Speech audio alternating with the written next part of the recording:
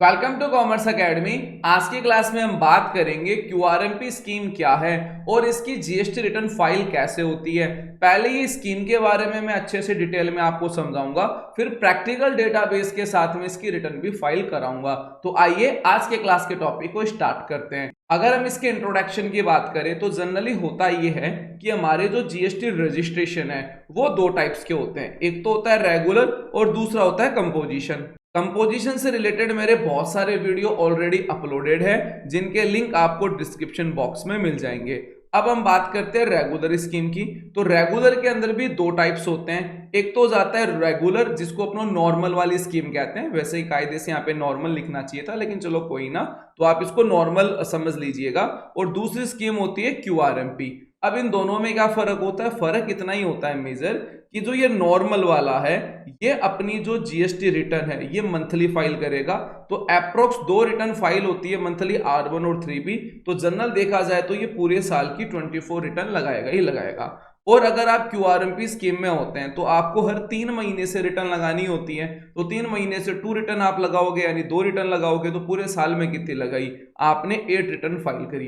तो सुनने में ये बहुत अच्छा लगता है कि क्यूआरएमपी स्कीम ले लेते हैं, मजे हो जाएंगे, सिर्फ 8 रिटर्न ये साल की लगानी है और यहाँ पे 24 रिटर्न लगानी है। तो मैं आपको क्लियर कर दूं, ज्यादा खुश मत होना। इनकी जो बेसिक्स कॉन्सेप्ट है वो दोनों का काफी डिटेल में पढ़ना और फिर कंपेयर करना कि इन दोनों में से कौन सी स्कीम आपको ज्यादा बेनिफिट कर सकती है। अब आप कहोगे कि सर बेनिफिट के बारे में इस वीडियो में बात करोगे, देखो ये वीडियो की साइज बहुत ज्यादा बढ़ जाती, तो इन दोनों का कंपैरिजन मैंने आज की क्लास में नहीं करा है। और अगर आप कहते हो कि इन दोनों में से स्कीम ज्यादा बढ़िया कौन सा है, इसका कोई सेपरेट वीडियो चाहिए, तो मेरे को कमेंट सेक्शन में बता देना। चलो भाई क्लास को आगे बढ़ाते हैं। तो जनरली हम बात कर रहे हैं क्यूआरएमपी की।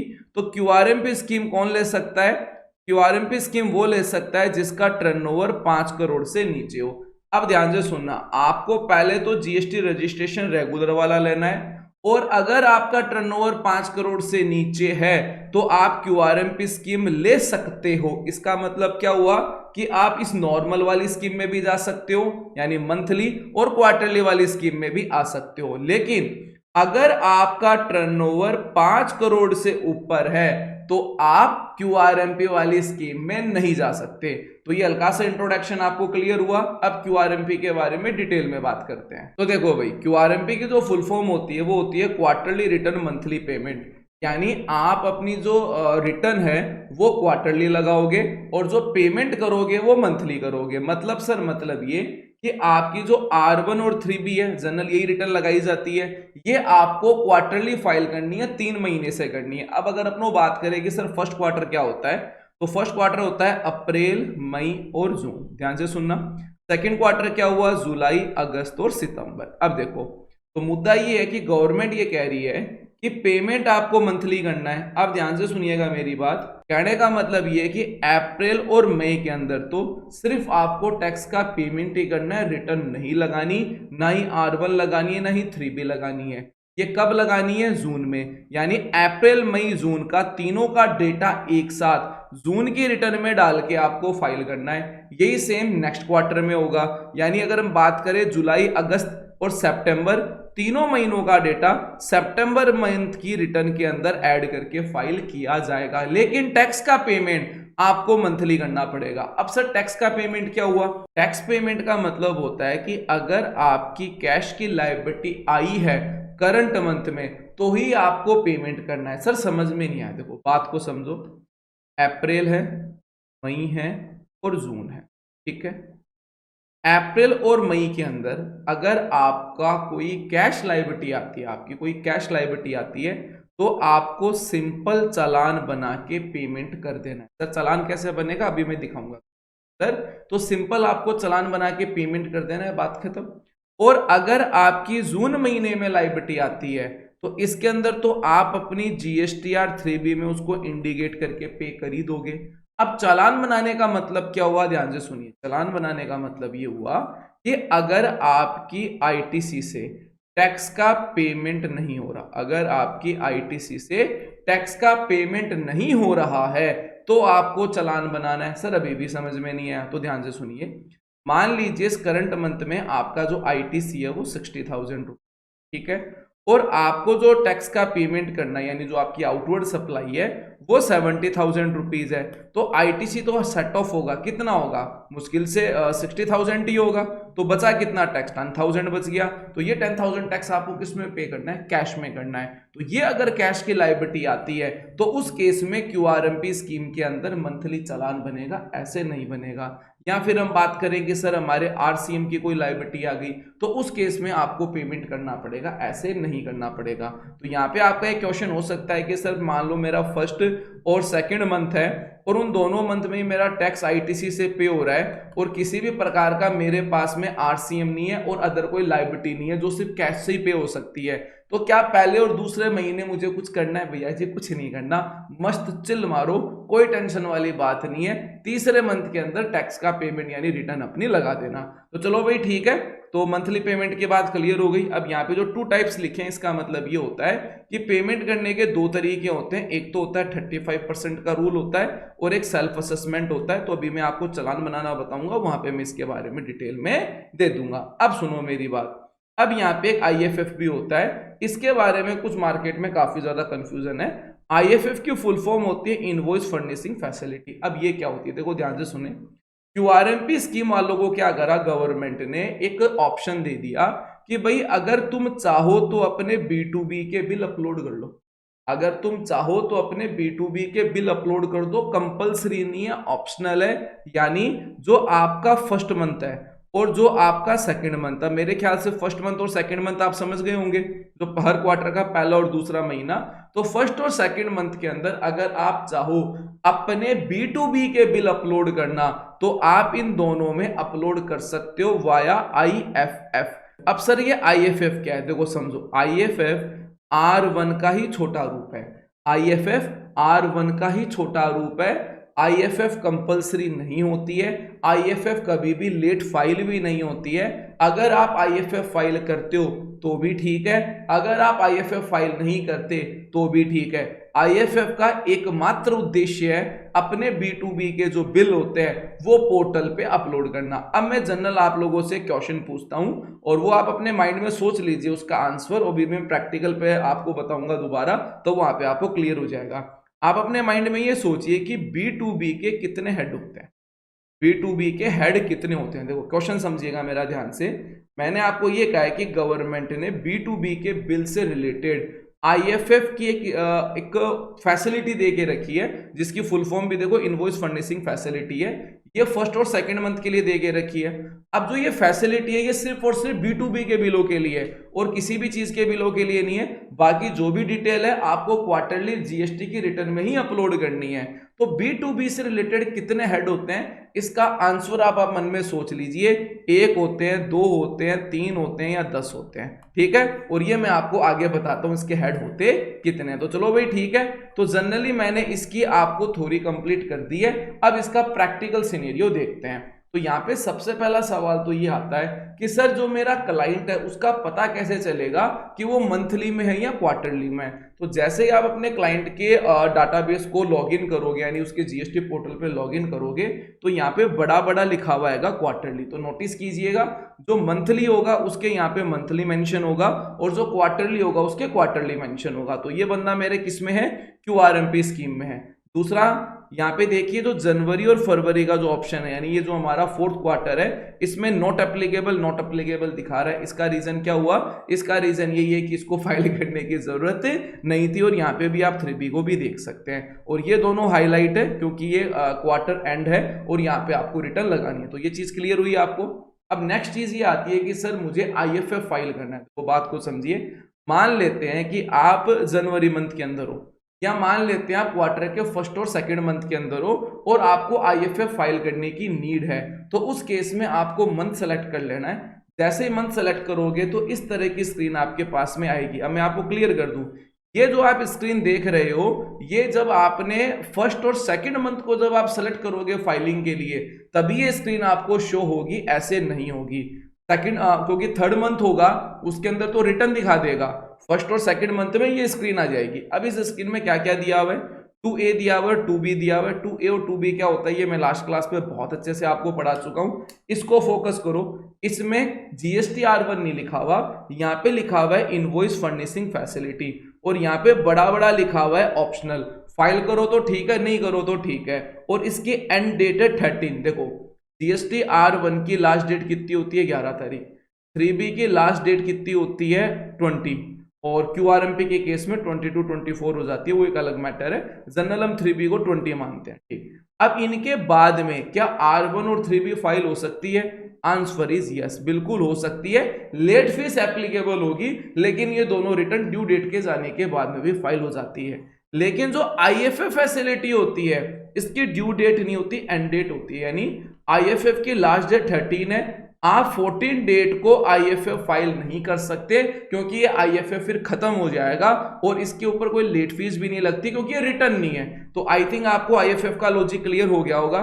और जैसे ही आप इस IFF को ओपन करोगे तो आपके सामने B2B के हेड आ जाएंगे। अब आपको दिख चुका होगा कि B2B के टोटल 4 हेड होते हैं। मतलब सर, मतलब एक तो खुद B2B हो ही गया कि B2B के आपको बिल अपलोड करने हैं। अब B2B के क्रेडिट नोट डेबिट नोट भी तो हो सकते हैं, उनको अपलोड करने के लिए भी ऑप्शन दे दिया।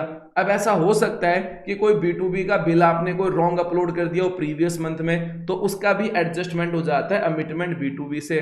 और ऐसा भी तो हो सकता है क्रेडिट नोट डेबिट नोट कोई रॉन्ग अपलोड कर दिया हो, तो वो इस वाले ऑप्शन से वो सही हो जाएगा। तो इसका सही आंसर कितना है 4। तो मे भी आपने 4 ही सोचा होगा B2B के हेड से रिलेटेड। तो ये चीज क्लियर हुई। जैसे R1 फाइल करते हैं वैसे ये फाइल हो जाएगा, इसमें डाटा ऐड कर देंगे, जनरेट समरी कर देंगे, ऊपर एक रिफ्रेश का बटन होता है उसको प्रेस करके प्रोसेस टू फाइल कर देंगे। OTP डालना कंपलसरी है, OTP नहीं डालोगे तो फाइल नहीं बना जाएगा। चलो भाई ठीक है, IFF का सिनेरियो क्लियर हुआ।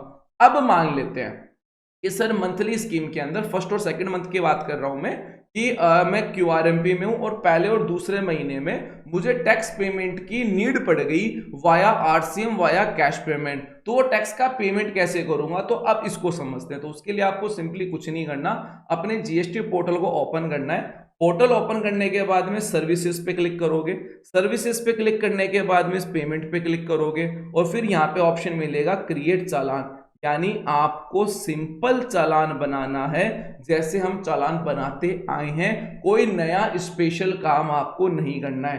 तो ये बात क्लियर हो गई। फिर से बता दूं, ये सर्विसेज, ये पेमेंट और यहाँ पे क्रिएट चालान पे आपको क्लिक करना है। जैसे क्रिएट चालान पे क्लिक करोगे इस तरह से आपके पास में स्क्रीन आएगी। अब ध्यान से सुनना, अगर आप तीसरे महीने यानी आप 3B की रिटर्न लगा रहे हैं, उसमें अगर आपको चालान बनाने की नीड हुई थर्ड मंथ में, तब तो इस नीचे वाले ऑप्शन में चालान बनाना है एनी अदर पेमेंट। और आप फर्स्ट क्वार्टर के फर्स्ट और सेकंड मंथ में अगर आपको चालान बनाना है तो आपको ऊपर वाले में बनाना है। यहाँ पे बड़ा बड़ा लिखा हुआ भी है monthly payment for quarterly return. इसके ऊपर आपने क्लिक किया तो ये स्क्रीन आपके पास में आ गई। अब इसके अंदर देखो आपके पास में क्या ऑप्शन आ रहा है, मंथली पेमेंट पे आपने टिक किया। यहाँ पे फाइनेंशियल ईयर पूछेगा, पीरियड पूछेगा, तो जो भी आपका फर्स्ट और सेकंड मंथ होता है वो आप यहाँ पे सेलेक्ट कर लेना। अब यहाँ पे पूछेगा चालान किस टाइप से बनेगा, तो मैंने इसमें सेलेक्ट करा सेल्फ असेसमेंट। सर आपने सेल्फ असेसमेंट क्यों सेलेक्ट करा? देखो मोस्टली लोग होते हैं वो सेल्फ असेसमेंट में ही काम करते हैं और उन्हें लगता है कि सेल्फ असेसमेंट में काम करने से QRMP स्कीम में फायदा हो जाता है, और 35% में फायदा नहीं होता। तो मैं क्लियर कर दूं, फायदा ना तो इसमें होता है ना इसमें होता है। और एक चीज मैं क्लियर कर दूं, नुकसान इसमें भी नहीं होता और इसमें भी नहीं होता। अब यहाँ पे एक माइंड में आप पे क्वेश्चन भी आ रहा होगा कि सर मंथली स्कीम ज्यादा फायदा करेगी या क्वार्टरली वाला ज्यादा फायदा करेगी। इन सारे क्वेश्चंस का आंसर मैं एक नए वीडियो में लेके आ जाऊंगा, तो मुझे बता देना कमेंट सेक्शन में लाना है नहीं लाना। तो उसमें हम कंपेयर कर लेंगे कि कौन सा फायदेमंद है और कौन सा नुकसान करेगा, और कैसे पता चलेगा कि हमारे बिजनेस सिनेरियो में कौन सी स्कीम GST की ज्यादा बेटर है। तो इसके बारे में मेरे को कमेंट में बता देना, नया वीडियो ले आऊंगा। आज मैं आपको इंडिकेट करता हूं सेल्फ असेसमेंट बेसिस पे, मोस्टली लोग सेल्फ असेसमेंट ही काम करते हैं। तो यहाँ पे आपको जो चालान बनाना है, यानी सेल्फ असेसमेंट को यूं समझ लो कि आप खुद से डिक्लेयर कर रहे हो कि भाई मेरा इतना ही पेमेंट है, ऑटो काम नहीं कर रहे। ऑटो काम करोगे तो 35% आपको पेमेंट करना ही करना पड़ेगा, बस ऐसे समझ लो मोटा मोटा, ठीक है। तो सेल्फ असेसमेंट का मतलब क्या हुआ कि आप खुद से डिक्लेयर कर रहे हो कि मेरा इतना पेमेंट बन रहा है। तो वो कैसे पता चलेगा? आप अपनी ITC देख लो और अपना आप देख लो टैक्स का पेमेंट, यानी आपकी आउटवर्ड सप्लाई देख लो, और उन दोनों का डिफरेंस निकाल लो, जितना बन रहा है उतना डिक्लेयर कर दो। आपका आरसीएम देख लो कितना बन रहा है वो डिक्लेयर कर दो, बस इतना ही सिनेरियो है। तो चलो भाई ठीक है, सेल्फ असेसमेंट में मैंने टिक किया और यहाँ पे प्रोसीड पे क्लिक कर दिया। जैसे ही प्रोसीड पे क्लिक करूंगा जो सिंपल मेरा जो चालान होता है, जैसे मैं चालान बनाता आया हूं वैसे चालान मेरा यहाँ पे ओपन हो जाएगा। अब जितना टैक्स मेरे को यहाँ पे जमा कराना है उतनी वैल्यू में लिख दूंगा। अगर कोई इंटरेस्ट वगैरह है तब तो मैं शो करूंगा, अगर इंटरेस्ट वगैरह नहीं है तो कोई इशू वाली बात नहीं है। सिंपल इसी हेड में टैक्स के पेमेंट में यहाँ वैल्यू डाल लेना और वैल्यू डाल के आप चालान क्रिएट करके इसको नेट बैंकिंग से कैसे जिसमें मन हो उसमें जमा करा देना। अब मेरी बात ध्यान से सुनना, काफी बार ऐसा मैंने सुना है लोगों से, मतलब मेरे पास कंप्लेन आती है कि सर सीन ये था कि हमें आईजीएसटी में पैसा पेमेंट करना था 10,000 आईजीएसटी में, और गलती से ये हमने सीजीएसटी एचजीएसटी में कर दिया। या वो मुझे कहते हैं कि सर हम पेमेंट करना चाहते थे सीजीएसटी एचजीएसटी में और गलती से मैंने आईजीएसटी में कर दिया। या मान लो मुझे पेमेंट तो टैक्स का करना था और मैंने उसका लेट फीस में कर दिया, तो इस केस में हमारा पैसा ब्लॉक हो गया। तो मैं आपको क्लियर कर दूं, आईजीएसटी, सीजीएसटी, एसजीएसटी जनरल यही है, इनके किसी भी हेड में कोई भी पैसा पड़ा हो ये आपस में ट्रांसफर किए जा सकते हैं। अब ये क्वेश्चन मैं आप लोगों से पूछता हूं कि इसके बैलेंस को यानी आईजीएसटी सीजीएसटी के बैलेंस को आपस में ट्रांसफर करने के लिए कौन सी रिटर्न फाइल करनी होती है, इसका कमेंट सेक्शन में मुझे आंसर दीजिए वीडियो को पॉज करके। और दूसरा, जिनको नहीं पता कैसे किया जा सकता है तो मैं बता दूं, मेरे वीडियो रेगुलर देखो, सारी चीज क्लियर हो जाएगी। और इसका वीडियो ऑलरेडी अपलोडेड है और मैं इसका वीडियो लिंक डिस्क्रिप्शन बॉक्स में नहीं दूंगा, आप वीडियो पे क्लिक करके ढूंढ लेना, जहां पे देखिए उसको देख लेना, बड़ा बड़ा मेरा हेडिंग दिया हुआ है। तो चलो भाई ठीक है, ये चीज आपको क्लियर हुई, तो ये आपको कोई दिमाग पे ज्यादा लोड लेने की जरूरत नहीं है। अगर रॉन्ग पेमेंट भी हो जाए तो उसको सही किया जा सकता है, बाकी कोशिश करो सही पेमेंट ही आपको करना है। तो ये तो हो गया चालान का पेमेंट का सिनेरियो। अब बात करते हैं कि सर मैं अगर रिटर्न लगाऊं 3rd मंथ की तो मुझे उसकी वर्किंग कैसे करनी है, उसकी डिटेल में आपको देता हूं। तो उसके लिए भी सेम प्रोसेस आपको फॉलो करना है, अपने पोर्टल को लॉगिन करना है। अब देखो मैं 3rd मंथ की बात कर रहा हूं, 1st और 2nd मंथ का सिनेरियो मैंने कंप्लीट कर दिया है, अब 3rd मंथ की बात कर रहा हूं। अब देखो 3rd मंथ के अंदर B2B, B2C, HSN, डॉग सारा का सारा डेटा आपको अपलोड करना होता है। अब जैसे अभी मैंने जो स्क्रीन पे आपको दिखा के रखा है, तो इसमें अपनों को मार्च की R1 और मार्च की 3B आपको फाइल करनी है। तो इसके अंदर क्या है कि जो R1 का जो सिनेरियो है वो सिंपल वही है जो मैंने अभी 2 से 3 दिन पहले आपको R1 फाइल करना बताया था। थोड़ा सा मैं आपको क्लियर कर दूं कि जो क्वार्टरली बेसिस पे जो आप R1 फाइल करोगे उसमें क्या ध्यान रखना है। ध्यान इतना ही रखना है कि या तो आपने IFF पहले और दूसरे मंथ का, जैसे मैं यहाँ पे टाइटल दिखा देता हूं आपको, जैसे बात कर लेते हैं कि जनवरी मंथ का आपने IFF फाइल किया होगा और फरवरी का भी IFF आपने फाइल किया होगा, यानी 1st और 2nd मंथ का। तो इसका मतलब क्या हुआ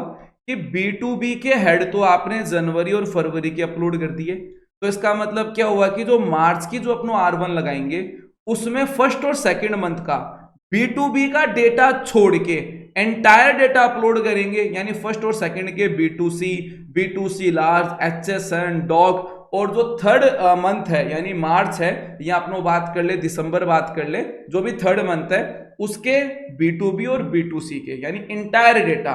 फिर से सुनो, 3rd मंथ का तो इंटायर डेटा और 1st और 2nd का B2B का डेटा छोड़ के इंटायर डेटा, यानी जो मैंने IFF में अपलोड कर दिया पहले और दूसरे मंथ में उनको छोड़ दो, बाकी जितना भी डेटा है वो सारा का सारा मार्च की R1 में फाइल कर दो।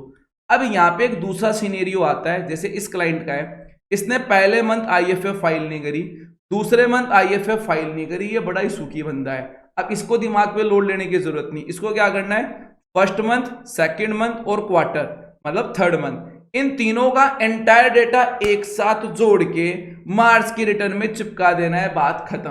अब यहाँ पे बहुत सारे कैंडिडेट्स मेरे से सवाल पूछते हैं, सुनो मेरी बात ध्यान से। वो ये पूछते हैं कि सर मान लो मैंने IFF अपलोड नहीं करी जनवरी में यानी 1st मंथ में, IFF अपलोड नहीं करी मैंने 2nd मंथ में, ठीक है। अब इनमें हमारे B2B के भी बिल थे और वो B2B के बिल हम मार्च की रिटर्न में डाल रहे हैं, तो उनकी डेट क्या रखनी है। तो ये सवाल नहीं है, ये अपराध है जो भी मुझसे ये पूछता है। एक बात बताओ, जो बिल है जनवरी का तो मार्च में अपलोड कर रहे हो तो उसके ऊपर डेट मार्च की थोड़ी डालोगे मेरे भाई, उस पे डेट जनवरी रहेगी। तो इनवॉइस की जो डेट है वो चेंज नहीं करनी है, चाहे वो किसी भी मंथ में आप अपलोड कर रहे हो। तो आई थिंक ये डाउट आपका क्लियर हो गया होगा। तो R1 का सिनेरियो कंप्लीट है।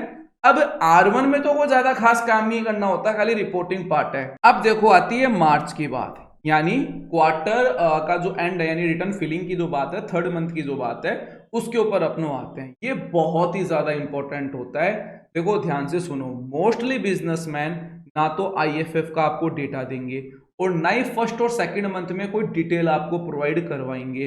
तो उनकी क्या होती है कि इंटरेस्ट की कैलकुलेशन आने के काफी हेवी चांस होते हैं। तो इसकी मैंने काफी डिटेल देके आपके लिए एक अलग से PPT क्रिएट करा के मैंने दोबारा समझाया है। तो इसको ध्यान से समझना, कोई भी पॉइंट मिस मत करना, नहीं तो आपके क्लाइंट के इंटरेस्ट की लायबिलिटी आ सकती है। तो आइए अब अपने इस क्लास का सेकंड पार्ट स्टार्ट करते हैं। तो बात यह है कि मैंने एक प्रॉपर एक टेबल आप लोगों के लिए बनाई है। तो इस टेबल को इस तरह से समझें कि ये R1 और 3B का टोटल है, यानी टैक्स का टोटल है, और यहाँ पे पोर्टल दे दिया मैंने 2B और क्रेडिट लेजर का। अब यहाँ पे अगर आप इनके टोटल बैलेंस को फोकस करें तो आप देख सकते हैं किसी भी प्रकार की कोई लायबिलिटी नहीं है। देख लो भाई, 2B में 24 लाख आ रहा है और नीचे टैक्स का टोटल आ रहा है 9 लाख रुपीज का। नहीं देना ना किसी भी प्रकार का टैक्स, बिल्कुल सही कहा आपने, किसी भी प्रकार का नहीं देना। लेकिन आप इसे मंथली चेक करें। अब ध्यान से सुनिएगा, जुलाई में आपको टैक्स का पेमेंट करना था 3 लाख रुपीज, ये अकाउंट्स बोल रहा है, और आपके पास में 2B के अंदर टोटल आया 2.5, यानी 50,000 रुपीज कम आए। यहाँ पे मैं क्लियर कर दूं, ये जो शीट मैंने बनाई है इसमें क्रेडिट लेजर का बैलेंस इंक्लूड है। तो यहाँ पे आपको क्या पता चला कि जुलाई के अंदर 50,000 रुपीज आपको कैश जमा कराना था, जो कि आपने पे नहीं किया। तो यहाँ पे ध्यान रखिएगा कि इसका जो इंटरेस्ट है वो लगना स्टार्ट हो चुका है। कौन सी डेट से? 26 अगस्त से। 26 अगस्त से इसकी इंटरेस्ट की लायबिलिटी स्टार्ट हो चुकी है 18% के साथ में। तो ये इंटरेस्ट आप सितंबर की रिटर्न के अंदर पे करेंगे, करना ही होगा, नहीं तो फिर आप प्रॉब्लम में फंस सकते हो। अब आती है अगस्त की बात। अगस्त में 5 लाख रुपीज की आपकी सेल थी, लेकिन ITC आ गया 6.50 का, लेकिन अगस्त में आपके पास में RCM था। अब ये RCM कैसे पता चलेगा? दोनों पॉइंट मैंने आपको बता दिए। एक तो RCM आपको पोर्टल पे दिखा देता है, और मंथ वाइज आप सारा RCM एक साथ देख भी सकते हैं। कैसे देखेंगे अभी प्रैक्टिकल बताऊंगा, पोर्टल पे चीजें क्लियर हो जाएगी। दूसरा पॉइंट कि मान लो अगस्त के अंदर पोर्टल के ऊपर RCM नहीं आया, लेकिन फिजिकल इनवॉइस था, तो RCM की लायबिलिटी यहाँ पे आ चुकी है, आपको पे करना ही करना है। तो इस चीज का ध्यान रखिएगा। अब आता है सितंबर। अब सितंबर में 1 लाख रुपए था और यहाँ पे ITC 15 लाख की है, कोई इशू वाली बात नहीं है। तो यहाँ पे अगर आप फिगर बैलेंस को देखो तो कोई टैक्स का पेमेंट नहीं करना, और अगर आप मंथली से देखो तो आपको टैक्स का पेमेंट करना ही करना है। तो इस चीज का विशेष ध्यान रखेंगे।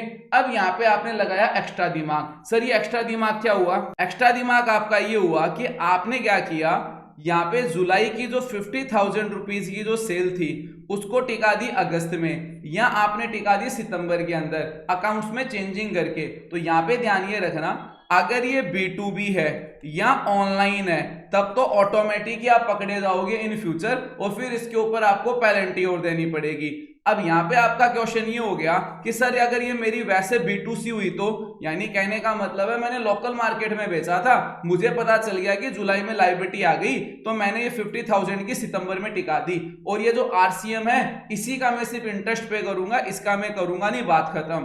तो देखो ये सॉल्यूशन तो कह सकते हैं एक तरीके से, लेकिन ध्यान ये रखना अगर पकड़े गए तो फिर उसके बाद में पेनल्टी भी देनी पड़ेगी। सर गवर्नमेंट पकड़ेगी कैसे? मुझे नहीं पता कैसे पकड़ेगी, लेकिन मुद्दे की बात यह है कि अगर आप ये वर्किंग करते हुए पकड़े गए और ये साबित हो गया कि आपको जुलाई के अंदर टैक्स पे करना था और आपने नीचे कर दिया, तो आपके ऊपर पेनल्टी लगेगी 101%। अब यहाँ पे काफी सारे अकाउंटेंट ये भी कह देते हैं सर पार्टी की लगेगी, हमारे थोड़ी लगेगी, हमने तो बस उसको ये ज्ञान दिया है कि उठा के नीचे डाल दे, कोई दिक्कत वाली बात नहीं। तो मैं बता दूं एक सेक्शन ये भी है कि अकाउंटेंट इस तरह का ज्ञान देता है किसी को टैक्स चोरी करने का या इस तरह से एडजस्टमेंट करने का, और पकड़ा गया या ये साबित हो गया कि अकाउंटेंट इसके अंदर शामिल था, तो पेनल्टी का सेक्शन अकाउंटेंट के ऊपर भी लगता है। तो इस चीज का विशेष ध्यान रखिएगा। तो जनरल मैंने टेबल से आपको समझा दिया है कि इसकी वर्किंग आपको कैसे करनी है। तो अब इसका प्रैक्टिकल करके देखते हैं। तो मैंने क्लाइंट का पोर्टल ओपन कर लिया है। तो यहाँ पे आप देख सकते हो कि सितंबर मंथ का रिटर्न नहीं लगा है। तो यहाँ पे जनरल सी चीज ये कि मैंने R1 तो लगा दी, जो भी सेल्स वगैरह की जो मुझे टेबल बनानी थी वो प्रॉपर मैंने टेबल बना ली है।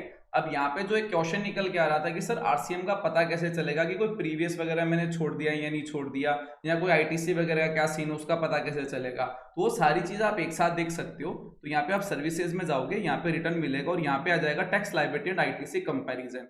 इसके ऊपर आपको जनरली क्लिक करना है और यहाँ से आप फाइनेंशियल ईयर सेलेक्ट कर लेंगे। तो अभी का ले लेते हैं 22-23 और ये मुझे नीचे करना है। तो यहाँ पे जो मेन जो आपके पास में टेबल होती है कि आपको टैक्स के पेमेंट का या आईटीसी का आपको देखना है, तो ये फर्स्ट टेबल तो डिफरेंसेस लायबिलिटी और tax liability and ITC summary, इन दोनों टेबल्स के अंदर आपकी सारी वर्किंग हो जाती है। और जो नीचे की जो 6 टेबल है, इन 6 टेबल से मिलके ही ये दोनों टेबल बनी है। अगर आप चाहते हो कि ये सारी टेबल्स को मैं काफी डिटेल में बताऊं, यानी आप ये चाहते हो कि जो tax liability and ITC comparison का ये टूल है काफी डिटेल के अंदर मैं इसका एक वीडियो लेके आऊं, तो मुझे कमेंट सेक्शन में आप बता देना। चलो पॉइंट पे आते हैं। तो यहाँ पे देखो सबसे इंपॉर्टेंट पॉइंट तो ये है कि आपके पास में जो सेकंड नंबर पॉइंट है tax liability due to reverse charge, इसके ऊपर आप क्लिक करेंगे तो यहाँ पे ये आपको बता देगा कि पोर्टल के द्वारा जो डिक्लेयर किया गया है, यानी पोर्टल के थ्रू जो आपके पास में आरसीएम आया है, तो उसकी वैल्यू यहाँ पे आपको मिल जाएगी। तो जनरल वे में जब भी कोई नई फाइल आपके पास में आए तो इस पॉइंट को जरूर देख लेना है कि डिक्लेयर कितना हुआ है, जमा कितना हुआ है। चलो वही पॉइंट को आगे बढ़ाते हैं। अब यहाँ पे आते हैं सीधा tax liability and ITC summary के ऊपर।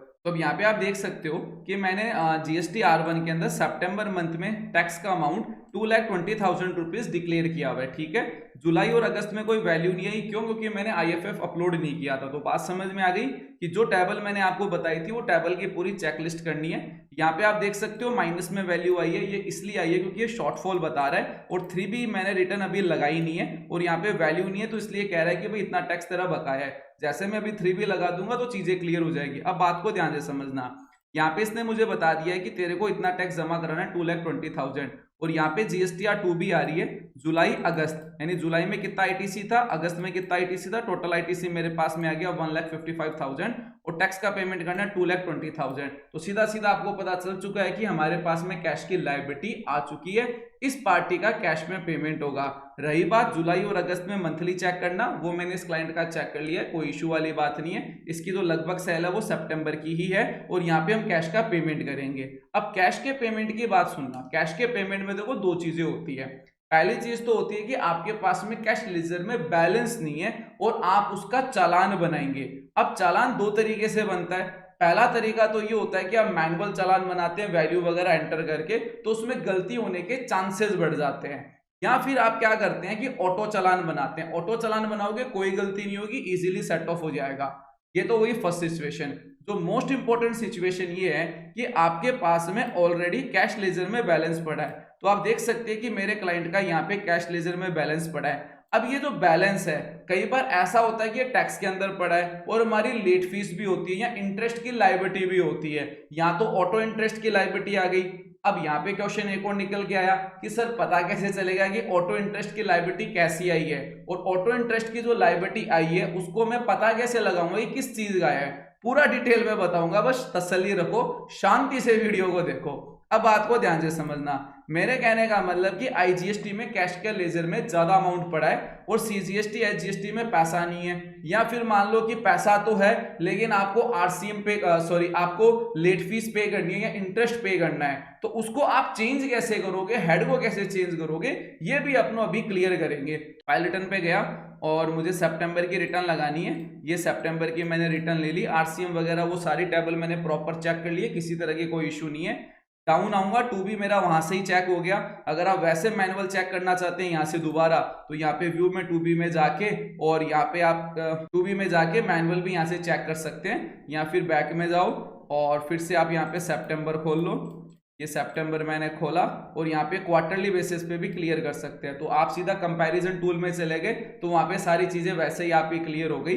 फिर भी आप देखना चाहते हो कि नहीं मेरा कोई रिवर्स वगैरह भी हो, रिटर्न वगैरह भी हो, तो बस देख लो, यहाँ पे Q2 आ गया, जुलाई अगस्त सितंबर की पूरी डिटेल आ चुकी है, क्या आपका आईटीसी वगैरह क्या था। यहाँ पे आपका एक रिवर्सल आ गया सेल्स रिटर्न का, तो ये ऑटोमेटिक ही आपकी 3B में एडजस्ट हो जाएगा, तो इसका इतना वो लोड लेने की जरूरत नहीं है। और कंपैरिजन टूल में प्लस माइनस हो गया आ जाता है। तो डाउट क्लियर हुआ? चलो भाई ठीक है, आगे बढ़ते हैं बैक टू डैशबोर्ड के ऊपर और फिर से हम सितंबर में चलते हैं। और ये मैंने सर्च किया, डाउन आया। अब मैं सीधा 3B पे चलता हूँ, ये मेरा 3B है, प्रिपेयर ऑनलाइन। चलो भाई ठीक है, यहाँ पे आप डाउन आओगे। अब यहाँ पे आप देखो, नोटिस करो कि टेबल नंबर 5.1 में इंटरेस्ट की लायबिलिटी है। सर कैसे? क्लिक करो इसके ऊपर। जैसे मैंने क्लिक करा तो आप देख सकते हो इंटरेस्ट आ रहा है 192.15। ये मैंने खुद से एंटर नहीं किया है, ये ऑटोमेटिक है। सर ये कैसे आता है? ये तब आता है कि जब कोई प्रीवियस मंथ का कोई रिटर्न है वो मैंने लेट फाइल किया और उसमें कैश की लायबिलिटी थी और रिटर्न मैंने लेट फाइल करी और उस लायबिलिटी के साथ में मैंने इंटरेस्ट का पेमेंट नहीं किया, तब ये इशू आता है। सर मुझे समझ में नहीं आया, डिटेल में बताओ। यहाँ पे आप देख सकते हो सिस्टम जनरेटेड GSTR3 भी आ रहा है, इसके ऊपर आप क्लिक करो। जैसे क्लिक करोगे PDF ओपन हो जाएगी, मतलब डाउनलोड हो जाएगी, ये हो जाए ओपन। ठीक है, ये थोड़ा एंटीवायरस की वजह से रुक रहा है। ठीक है, मैं इसको थोड़ा जूम कर लेता हूँ। आप यहाँ पे डाउन आओ और यहाँ पे आप डाउन आओगे तो आपको ये देखिए यहाँ पे इंटरेस्ट आपको शो कर देगा। ये रहा, देखो ये इंटरेस्ट आपको शो कर रहा है कि टेबल नंबर 5.1 में इतने रुपए का आपको इंटरेस्ट जमा कराना है। सर ये डिटेल क्या है? इस इंटरेस्ट के ऊपर क्लिक करो, सीधा हम टेबल पे आ चुके हैं। अब डाउन करो, अब यहाँ पे आप पढ़ो, देखो breakup of system compound interest liability. ध्यान से पढ़ना है। देखो पहली चीज तो ये कि इंटरेस्ट जो पेबल होगा वो सिर्फ कैश लेजर से ही होगा। अब सीन ये कि जो लास्ट क्वार्टर था, यानी जो फर्स्ट क्वार्टर था अप्रैल टू जून का, इसकी जो ड्यू डेट थी वो 24 जुलाई थी, लेकिन आपने पेमेंट कब किया, नहीं रिटर्न फाइल कब करी? 13/9 को करी। यानी कितने दिन ड्यू करे आपने? 51 डेज ड्यू करे। तो आपको पता है जो अमाउंट आपका कैश पेमेंट के लिए ड्यू रह जाता है उसके ऊपर इंटरेस्ट कैलकुलेट होता है। ये लास्ट रिटर्न का बता रहा है ना, ध्यान से सुनिएगा। अब रेट ऑफ इंटरेस्ट कितना है? 18%। सभी जानते हैं जीएसटी में टैक्स पेमेंट की 18% ही रहती है। यहाँ पे पूरी कैलकुलेशन आ गई कि भाई ये आपकी लायबिलिटी थी, वो आपको कैश में पे करनी थी और आपने जो कैश पे किया वो इतना ही कर दिया। यानी इस पेमेंट के साथ में आपको क्या करना था? इंटरेस्ट भी पे करना था, जो नहीं करा है। तो यहाँ पे इंटरेस्ट पेबल काउंट हो गया 192.15। सर कैसे कैलकुलेट हुआ? देसी तरीके से सुन लो। ये जो वैल्यू है 7640, इसको मल्टीप्लाई करो 18% से, पूरा 12 महीने का इंटरेस्ट आ गया। उसके ऊपर डिवाइड कर दो 365 डेज का, पर डे का इंटरेस्ट आपको मिल जाएगा। उसको मल्टीप्लाई कर लो 51 डेज से, बात खत्म। यानी आप पर डे का इंटरेस्ट निकाल लो और फिर जितने दिन ड्यू रहते हैं उससे मल्टीप्लाई कर दो, वैल्यू ये की आएगी। तो ये आपको अब क्लियर हो चुका होगा कि अगर कोई मैनुअल बेसिस पे मुझे इंटरेस्ट अगर कैलकुलेट करना है तो मैं कैसे करूंगा, और जो ऑटो कैलकुलेशन आई है वो किस तरह से है। ठीक है, आप सिक्योर हो गए, हाँ भाई इंटरेस्ट एकदम सही बना है। इसको यहां से क्रॉस करा और लेट फीस मेरे पास में यहाँ पे आ चुकी है। ठीक है, कोई दिक्कत नहीं है, कैंसिल कर लो। और मेरा जो आईटीसी का जो सिनेरियो है वो पूरा, सॉरी आईटीसी का नहीं है, ये गलत खोल लिया मैंने, पीछे जाता हूं मैं। और ये मेरा टेबल नंबर 4 जो मेरा आईटीसी है, यहाँ पे जो मुझे 2B में जो आईटीसी दिखा रहा था वो आ गया। अदर जो मेरा एडजस्टमेंट था रिवर्सल का आके यहाँ पे नेट आ गया। चलो भाई ठीक है, कोई इशू नहीं है। और कोई मेरा प्रीवियस आईटीसी बकाया था नहीं, तो ये मैंने पहले ही चेक कर लिया था, ये मेरा कैंसिल हो गया, सारा काम ओके है। ठीक है भाई, अब क्या करेंगे? सेव GSTR3B और इसको रिफ्रेश करेंगे, डाउन आएंगे और प्रोसेस टू पेमेंट पे, क्या सॉरी सेव नहीं हुआ था, चलो भाई ठीक है, प्रोसेस टू पेमेंट में करेंगे। अब देखो यहाँ पे सिनेरियो, देखो बात को समझना। टैक्स के अंदर मेरा ऑलरेडी पैसा पड़ा है और मेरे पास में लेट फीस में पैसा नहीं है और इंटरेस्ट में पैसा नहीं है, और ये मेरा हो गया क्रेडिट लेजर का सिनेरियो। तो कुल मिला के बात है कि मुझे बनाना पड़ेगा चालान। डाउन आओ, डाउन आओ। अब ये देखो मेरा आईटीसी सेट ऑफ हो चुका है, ये मेरा इंटीग्रेटेड टैक्स है, इसमें आईजीएसटी, सीजीएसटी और एसजीएसटी पूरा हो चुका है। अगर किसी कैंडिडेट को ये आईटीसी सेट ऑफ करना नहीं आता है तो मेरा ऑलरेडी एक वीडियो है और उसका लिंक भी मैंने डिस्क्रिप्शन बॉक्स में दे के रखा है, वॉच कर लेना, सीख जाओगे। तो कुल मिला के बात है, यहाँ पे मेरी आईटीसी यूज हो गई और अब मुझे यहाँ पे पता चल रहा है कि एक तो मुझे क्या करना है, ये 10,000 रुपीज का पेमेंट करना है आईजीएसटी के अंदर। ठीक है, ये कैश में मुझे पेमेंट करना पड़ेगा।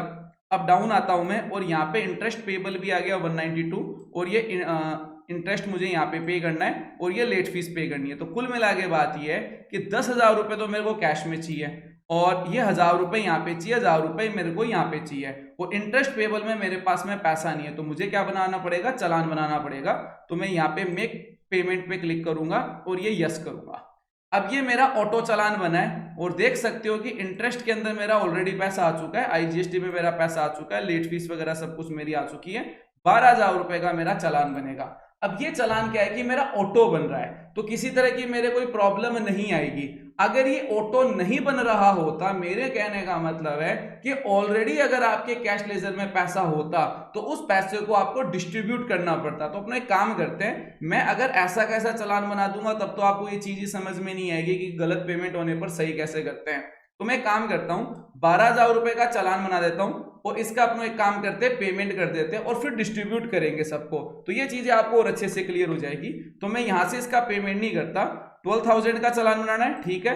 तो मैं काम करता हूँ, सीधा डैशबोर्ड पे गया और यहाँ पे सर्विसेज में मैं गया और यहाँ पे मैं गया सीधा पेमेंट में और क्रिएट चालान पे मैंने क्लिक किया और यहाँ पे मैंने एनी अदर पेमेंट लेके प्रोसीड पे क्लिक करा और मुझे बनाना था 12,000 का। तो ये मैं IGST में ऐसा का ऐसा बना देता हूँ, सीधा का सीधा मैंने इसी में बना दिया। ई पेमेंट पे क्लिक करके जनरेट चालान कर लेता हूँ और यहाँ पे नेट बैंकिंग पे गया, मैं HDFC अकाउंट मैंने सेलेक्ट करा और मेक पेमेंट पे क्लिक करा। चलो भाई पेमेंट कर देते हैं इसका। तो आप देख सकते हो पेमेंट कंप्लीट हो चुका है। चलो भाई कैश लेजर की तरफ चलते हैं, यहाँ पे पैसा आ गया, ठीक है। अब आएगा मजा। अब कहने का मतलब है कि मेरे पास में ये पैसा पड़ा है, ठीक है। मैं फाइल रिटर्न के ऊपर गया, आप ध्यान से देखिएगा, क्योंकि जिन लोगों के पास में ऑलरेडी पैसा पड़ा होता है, जैसे मान लो TDS का पैसा आ गया, TCS का पैसा आ गया, तो उसको यूटिलाइज करना होता है। तो वो कैसे यूटिलाइज होगा अब देखिए। तो सिनेरियो ये है कि मेरे पास में ऑलरेडी पैसा पड़ा है और मैं गया रिटर्न फाइल करने के लिए 3B, ठीक है। सारा का सारा काम वेल ट्रेंड है, कोई दिक्कत वाली बात है नहीं, यानी वेल सेट है, ठीक है। और यहाँ पे प्रोसेस टू पेमेंट पे मैं गया। अब आप देख सकते हो कि इंटरेस्ट में मेरे पास में पैसा नहीं है और लेट फीस में पैसा नहीं है और ऑलरेडी मेरे पास में इतना पैसा पड़ा है जिससे मैं सब कुछ पे कर सकता हूँ। यहाँ पे डाउन आओ, यहाँ पे सीधा वो का वो सेगमेंट आ गया आपके पास में। अब यहाँ पे आपको क्या करना है, यहाँ पे आपको इसको स्क्रॉल करना है और आप देख सकते हो कि ये पैसा मांग रहा है, यानी ये वाली चीज तो हो गई कंप्लीट, लेकिन ये लेट फीस के अंदर पैसा ऑलरेडी आपसे मांग रहा है। यानी अगर आप इसे मेक पेमेंट पे क्लिक करते हो तो ये फिर से चालान बनाने के लिए बोल रहा है और ये कह रहा है कि भाई CGST में 1,000 रुपए और चाहिए हमको और IGST में इंटरेस्ट में 190 रुपीज चाहिए और SGST में 1,000 रुपीज और चाहिए। तो इसके लिए अब हमें एक रिटर्न फॉर्म और फिल करना पड़ेगा। तो थोड़ा सा आप याद रखिएगा कि मेरे को लेट फीस में 1,000 रुपए देने हैं और इंटरेस्ट में 192 रुपीज देने हैं, ठीक है भाई। मैं इसका एक स्क्रीनशॉट भी ले लेता हूँ, अगर मैं भूल भी जाऊँ तो कोई दिक्कत नहीं है। चलो भाई ठीक है। तो अब मैं क्या करता हूँ, इसको सही करता हूँ। तो उसके लिए मेरे को क्या करना पड़ेगा, रिटर्न लेजर में जाना है, इलेक्ट्रॉनिक कैश लेजर के ऊपर क्लिक करना है और यहाँ पे मिलेगा file GST PMT 09 transfer of amount, इसके ऊपर मैंने क्लिक किया। डाउन आऊंगा, इसको थोड़ा मैं जूम कर देता हूँ, चीजें थोड़ी सी क्लियर हो जाए आपको। अब ये बता रहा है कि ऑलरेडी आपके पास में ये पैसा पड़ा है और अब आपको इसको ट्रांसफर करना है। क्या करना है, ट्रांसफर करना है। तो अब देखा जाए तो मेरे पास में CGST SGST में पैसा पड़ा है, ये 250 रुपीज ऑलरेडी है और लेट फीस मुझे पे करनी है 1,000 रुपीज। तो मैं 250 को लेस करके जो अमाउंट जो बचा बाकी वो भी मैं ट्रांसफर कर सकता हूं। और अगर आप चाहते हो कि नहीं सर इस बैलेंस को तो नहीं छेड़ना, मेरे को तो वैसे ही ट्रांसफर करना है, तो वो भी आप कर सकते हो। थोड़ा बहुत पैसा रख भी लेना चाहिए, अगर कभी हमारी गलती से भी लेट फाइल हो जाए तो वो लेट फीस हो वो इसी के अंदर यूटिलाइज कर ले। चलो भाई ठीक है। तो हम क्या करते हैं, 1,000 रुपए लेट फीस में डाल देते हैं, इस बैलेंस को ऐसा कैसा रख लेते हैं। ठीक है सर, कैसे करेंगे, डाउन आएंगे, डाउन आएंगे। मेन तो IGST से पैसा उठाना है ना सबको, IGST से पैसा देना है सबको। तो मैं क्या करता हूं, सबसे पहले तो IGST को लेता हूं, ठीक है। माइनर हेड का मतलब हुआ कौन से में पड़ा है पैसा, तो टैक्स में ही पड़ा है ना। देखो ये टैक्स के अंदर ही पैसा पड़ा है, तो ये मैंने यहां से ले लिया टैक्स, ठीक है भाई। ये पैसा आ गया, किस में ट्रांसफर कर रहा हूं, IGST में। IGST में कहां पे, इंटरेस्ट के अंदर। इंटरेस्ट के अंदर इंटरेस्ट का अमाउंट था 192, चलो बात खत्म। और इसमें कोई लेट फीस होती नहीं है, मैंने कर दिया यहाँ पे सेव और ये कर लिया सेव, यानी मेरा पैसा ट्रांसफर हो चुका है। यहाँ पे देख सकते हो इंटरेस्ट में 192 रुपीज आ रही है। अब मुझे क्या करना है, इससे पैसा निकालना है 1,000 रुपीज, यानी ये लेट फीस में ट्रांसफर करने हैं मेरे को, इस वाले हेड में करने हैं। मैं 250 भी यूज कर सकता हूं, लेकिन चलो नहीं कर रहे हैं, थोड़ा बहुत पैसा रख लेना चाहिए, मैंने रीजन आपको बता दिया। तो मैं फिर से डाउन आऊंगा और IGST लूंगा। फिर भी बता देता हूं, अगर CGST का ट्रांसफर करना होता तो ये CGST लेता मैं और यहाँ पे फी में डाल देता 250 रुपीज, सॉरी यहाँ से मैं टैक्स लेता और यहाँ पे फिर दोबारा CGST लेता और 250 यहाँ पे डाल देता। और CGST में IGST UGST किसी में भी ट्रांसफर कर सकता था, कोई इशू नहीं है। लेकिन हम हमारे पैटर्न को फॉलो कर लेते हैं और यहाँ पे CGST में फी के अंदर 1,000 रुपये डाल देते हैं। ये मैंने डाल दिए और यहाँ पे मैंने इसको सेव कर दिया, यस। फिर से अगेन IGST और ये मैंने लिया टैक्स और यहाँ पे ले लिया SGST और फी में मैंने ये ट्रांसफर कर दिया। तो आई थिंक आपको चीज़ें क्लियर हो रही होगी, ठीक है। अब आप देख सकते हो कि आपने IGST को टैक्स यूज करते हुए इस वाले हेड में यहाँ पे दिया 192 और ये 1,000। माइनर हेड को व्यू पे क्लिक करके देख भी सकते हैं कि भाई इंटरेस्ट में दिया हुआ है, क्रॉस वेरिफिकेशन हो जाएगा। अब आप कर रहे हो प्रोसेस टू फाइल और यहाँ पे आपको क्या देना होगा, OTP डालना होगा और आई वेरिफिकेशन क्लाइंट से आपको OTP लेना है। अब यहाँ पे ध्यान दीजिएगा मेरी बात पे, अब ये फाइल करने के बाद में भी आपको लगा नहीं सर आपने ट्रांसफर गलत कर दिया, तो कोई इशू वाली बात नहीं है, दोबारा फाइल कर देना, किसने मना करा है। तो यहाँ पे मैंने ओटीपी वेरीफाई किया, इसे ओके किया, चलो भाई ठीक है, बैलेंस वो का वही है, कुछ नहीं बिगड़ा है, डैशबोर्ड के ऊपर जाओ, कुछ नहीं बिगड़ा है, वो का वही है, बस यहाँ पे हजार रुपए दिखाती है। चलो भाई ठीक है, अब रिटर्न फाइल करते हैं। तो पूरी प्रोसेस मैं आपको बताऊंगा और लास्ट में एक इंपॉर्टेंट इन्फॉर्मेशन और शेयर करूंगा। और ये मैं सितंबर पे गया और यहाँ पे मैंने सीधा प्रिपेयर ऑनलाइन पे गया मैं, चलो भाई ठीक है, ये सारी प्रोसेस मेरे को करनी पड़ेगी।